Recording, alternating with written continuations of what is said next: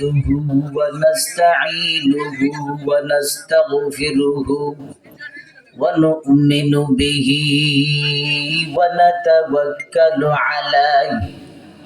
ونعوذ بالله من شرور أنفسنا من يهد الله فلا مضل له ومن يضلله فلا هادي له ونشهد أن سيدنا وسندنا وحبيبنا ومولانا محمدا عبده ورسوله أرسله بالحق بشيرا ونذيرا وداعيا إلى الله بإذنه وسراجا منيرا أما بعد فقد قال الله تعالى في كلامه المجيد وفرقانه الحميد فأعوذ بالله من الشيطان الرجيم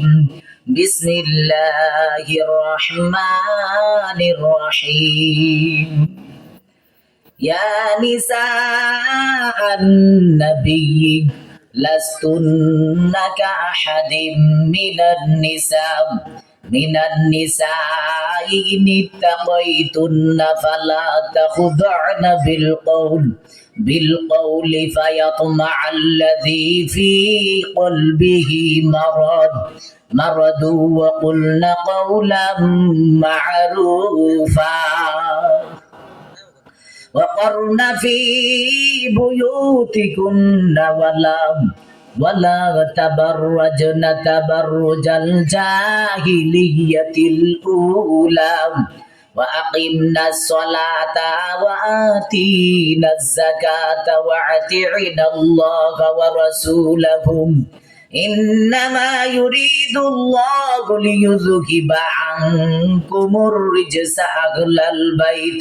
أهل البيت ويطهركم تطهيرا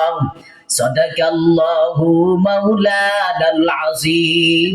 وصدق رسوله النبي الكريم بارك الله لنا ولكم بالآيات والذكر الحكيم